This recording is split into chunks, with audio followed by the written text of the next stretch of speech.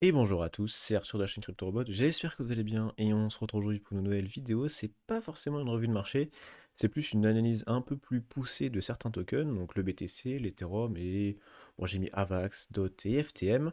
Voilà, c'est pas forcément une revue sur plein de tokens, mais on va vraiment se focaliser un peu sur les dynamiques actuelles et comment on peut se débrouiller dans ce marché qui est pas forcément super sympa. Bon, on va commencer avec le total market cap. Alors pour le total market cap, je vous ai mis quelques indicateurs sur les différents tokens.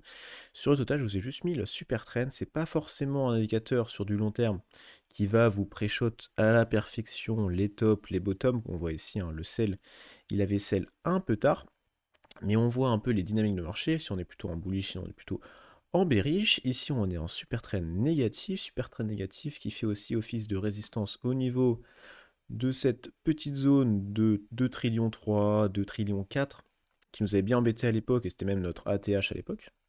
Bon, on est ici aux alentours de 2 trillions, presque 2 trillions. On a un peu récupéré la dernière semaine, on est allé chercher la liquidité sur le dernier support, ici aux alentours de 1,85. On voit que la 1,85, c'était vraiment une zone qu'on avait bien tenue, qui nous avait bien aidé. C'était là où on allait rechercher de la liquidité, des zones très limites potentiellement d'institutionnels. On voit qu'ici, hop, on avait fait un double bottom. Dès qu'on avait cassé la ligne de coup, on était bien remonté. Ici, on avait bien tenu. Et à l'inverse, c'était aussi une résistance assez relou, ici, qui nous avait empêché à quelques reprises. Donc, bon, ce support, plutôt, je le vois assez bien tenir quand même, parce qu'il nous a bien sauvé les fesses, les miches dans le passé. Donc je pense qu'il y a vraiment, de toute façon, s'il y a des entrées limites, c'est à cet endroit-là. Les institutionnels, s'ils veulent rentrer, c'est à cet endroit-là. Il y aura, je pense, beaucoup d'ordre ici. Si on veut vraiment casser cette zone-là, on peut, hein, mais si on la casse, ce sera vraiment bearish, ou du moins on devra descendre encore plus bas. Bon, on n'y est pas encore. Pour l'atteindre, on a quand même sur le total à peu près 6%. C'est quand même beaucoup, hein. On a des sales journées. Ici, on avait perdu 6%. Et vous voyez bien, à chaque fois qu'on perd un support, hop, on fait des bougies assez sales. Ici, bougie assez sale. Ici, bougie assez sale. Il faut voir un peu dans le futur. On a cette petite zone là qui commence à s'étendre. Si on arrive dans les prochains jours, bah, plutôt les prochaines semaines, à aller la récupérer, à clôturer au-dessus, pourquoi pas un petit pullback, remonter, et donc aller travailler cette petite résistance, ce sera vraiment très très bon terme. Mais voilà, faites attention à vous. Cette vidéo, je la tourne le soir, vous allez la voir le matin, je vais la sortir le matin, donc pour le 20, ce qui va vous permettre un peu de vous adapter en fonction de comment va évoluer le marché d'ici là. Bon, on va surtout regarder le BTC. Donc le BTC, il y a plusieurs choses. Je voulais commencer avec les volumes sur le passé. Donc je vous ai repris un peu l'historique où on avait pu voir les différents niveaux. Et dans une précédente revue de marché, on avait expliqué un peu si on perdait ce support, qu'on a perdu, on allait arriver dans une zone un peu creuse de volume où il n'y a pas forcément d'ordre, il n'y a pas eu forcément d'activité dans le passé, donc pas forcément d'ordre, pas forcément de conviction ou d'envie de rentrer dans ces zones-là, et qu'on allait sûrement, si on perdait ce support, atteindre ici ces niveaux-là à partir de 41 000, 40 000. C'est ce qui s'est passé, on est toujours dans cette zone où il n'y a vraiment pas de conviction sur le passé, et on a atteint notre petit support où les volumes commencent à revenir, et où, comme je vous ai dit, il y a potentiellement des entrées limites institutionnelles de gros bébés qui veulent rentrer dans ces eaux-là. Donc je vais juste le cacher parce que ça prend un peu de place. Voilà, parfait. Donc là, on est pile poil sur un support qui fait aussi office, comme vous avez vu, d'endroits avec des gros volumes, les volumes reviennent. On a rebondi un petit peu en ayant, je dirais vraiment, 3 4 jours où on surfait dessus. On est encore en train de le retester, il faut faire attention. On a ici cette petite résistance, qu'on peut même coller ici aux bougies, qui tient depuis le 9 novembre, donc c'est quand même pas rien. Petite résistance qui nous pousse vers le bas, et je sais pas si vous vous rappelez, mais sur une précédente revue de marché, j'avais parlé du DOT. Le Polkadot qui avait une tête un peu la même chose, et je m'étais dit, je ne me positionne pas de toute façon tant qu'on n'a pas une clôture au-dessus. C'est ce qui s'était passé sur le DOT, on avait voilà, une belle descente, ça avait clôturé au-dessus, et on a quand même pris, dans les jours d'après, après, il y a eu tout le marché qui n'était pas forcément très très positif, mais on a pris presque 30%, ce qui n'est pas ridicule. Donc sur le BTC, il y a plusieurs choses. J'attends déjà une clôture assez franche au-dessus de cette résistance. D'un autre côté, il faudrait pas trop perdre le support ici. Si on perd le support ici, on a le support d'en dessous qui fait office aussi de Fibo, qui pourrait nous aider un peu si vraiment ça se passe pas très bien. Mais vous avez bien vu, dans le passé, ici ça avait tenu, ça a fait double bottom, hop, c'était reparti, ligne de coup, ça avait percé. Donc voilà, faut faire attention, ce support n'est pas indestructible, même s'il est bien tenu dans le passé. Donc première chose, je veux que on perce cette petite résistance vers le haut, potentiellement pullback, on repart. Deuxième chose, on en a parlé dans une précédente vidéo, je crois que c'était celle juste avant, c'est celle où on a présenté cet indicateur sur les volumes. C'est un indicateur que vous avez via la bibliothèque CryptoRobot, un indicateur où vous pouvez faire très bien des stratégies dessus. Et là, eh ben, on attend une petite bougie verte. Qu'est-ce que c'est qu'une bougie verte? Pour ceux qui n'ont pas vu la vidéo, c'est tout simplement une bougie de volume positive qui a un peu plus de volume que d'habitude. C'est soit un ATH de volume sur les X précédentes périodes, ou du moins une supérieure à la moyenne des X précédents volumes. Pour l'instant, on n'a pas eu, si vous regardez, on n'a pas eu de bougie verte, donc de bougie de gros volume positif depuis l'ATH en fait. Et c'est vraiment caractéristique d'une belle baisse, c'est que vraiment, il n'y a pas de conviction à l'achat. Et on fait que baisser. On a eu plusieurs bougies rouges, qui est là une bougie négative de gros volume. On a eu aussi des bougies violettes, qui sont des bougies négatives avec des volumes un peu plus inférieurs, mais quand même supérieurs à la moyenne. Donc on attend, personnellement j'attends une belle clôture au-dessus avec, ce serait dans le meilleur des mondes, une bougie bien verte positive, donc avec des gros volumes, grosses convictions, et là ça me permettrait d'acheter. En même temps, voilà, d'un autre côté, on a cette zone-là ici qu'il ne faut pas perdre, qui est assez fragile, qu'on peut perdre.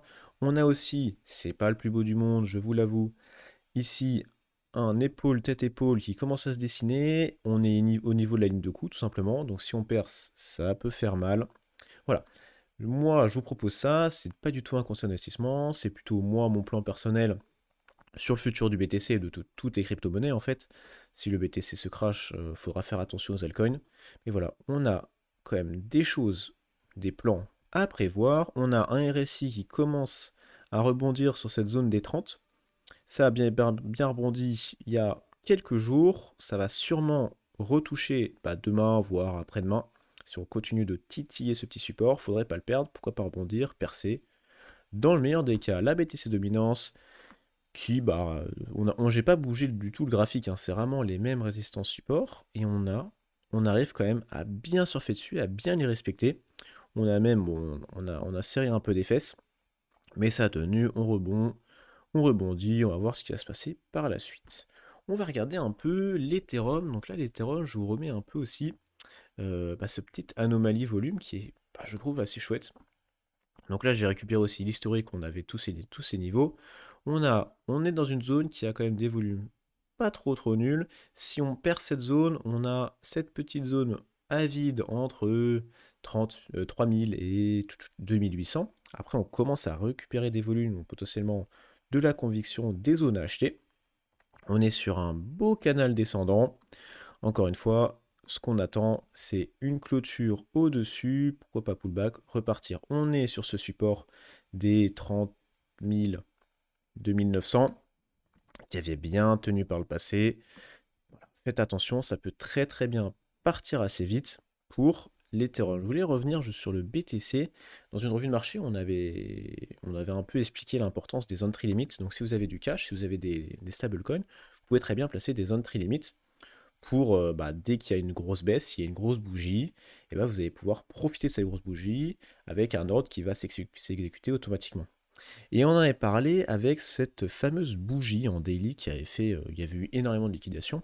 Donc la bougie était descendue assez basse et elle avait titillé ce support-là. Et on en avait parlé, on s'est dit, mettre des entrées limites, excusez-moi, sur ces zones-là, c'est vraiment pas déconnant. Et voilà, on est pile poil à ce niveau, donc si vous avez mis ça du trigger, vous avez dû acheter du BTC à 40 000, ce qui est quand même un bon prix, hop là, pour le futur. Bon, on a regardé un peu la VAX, on a même ici une petite traîne un peu négative sur la RSI, faites attention dans les prochains jours, il faudrait bien clôturer dessus pour récupérer une dynamique plutôt haussière. On passe maintenant à la VAX, la VAX qui est un des écosystèmes qu'on préfère sur la chaîne CryptoRobot, qui a plutôt bien performé, qui retrace, c'est normal comme tout le monde. On a ici notre petit support qui pourrait faire office de trait d'un triangle. On a cette résistance descendante qui fait office d'hypoténuse de notre triangle. Et donc, on peut commencer à dessiner un petit triangle de compression avec des hauts toujours plus bas, ce qui n'est pas forcément super bullish. Voilà, faut voir un peu comment ça va se conclure. Si on arrive à clôturer au-dessus, on peut voir une belle remontée. Ça va être, de toute façon, ça va être corrélé avec le BTC. Si on casse, on a ici le support d'en dessous, du moins le Fibo d'en dessous, à 20%, vraiment dans une version assez bearish. On est quand même entre 5 et 10% pour notre support à aller travailler. On a un peu de marge.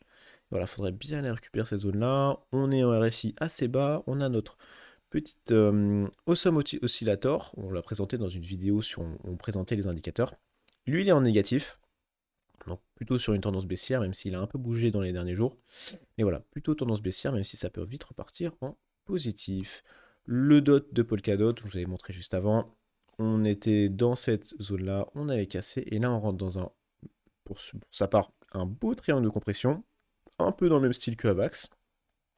Avec ici cette petite résistance qui fait office à certains moments de notre grande résistance historique. Avec ici, hop, notre petit support. À voir comment ça va se passer. On a quand même bien tapé dessus assez proprement, honnêtement. Voilà, faites attention. On est en train de travailler le bas du support. Si on casse, ces directions à grande vitesse, hop, le support d'en dessous, le fibo d'en dessous à peu près de moins 10%. Si on arrive à bien rebondir, hop, on a la résistance à peu près 12% qui fait aussi office de fibo. Et notre résistance un peu plus dure qu'on avait perdue aux alentours de 23%. On a, oui, pour sa part, un Chopiness, pas un Chopiness, un Awesome Oscillator qui est plutôt en négatif, qui ne sait pas trop ce qui se passe, mais qui est plutôt sur une tendance assez négative, avec un récit assez faible, classique. On va terminer avec le FTM. Bon, pour sa part, je vais rester avec un petit super trend RSI et encore une fois l'Awesome Oscillator. Donc on est en super trend positif. On avait eu un beau petit rebond ici, où il a bien récupéré la liquidité sur sa super trend. Et on avait vu à l'époque qu'on avait eu plutôt un beau W, un beau double bottom, c'était bien reparti. Donc comme quoi des fois ça peut marcher, hein.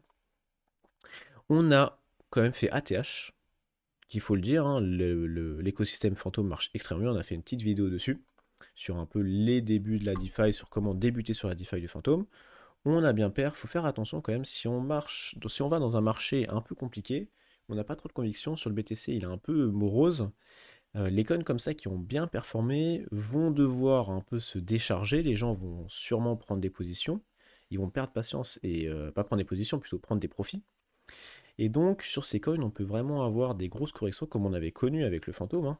Dès que ça avait ATH, on était descendu à presque moins 60% en correction. C'était une correction saine, hein, parce que on est bien reparti après. Mais voilà, sur un token comme ça, si vous êtes vraiment très exposé dessus, si on continue dans un marché pas foufou, ce genre de token peut vraiment rendre un peu ce qui s'est passé et vraiment bien retracer.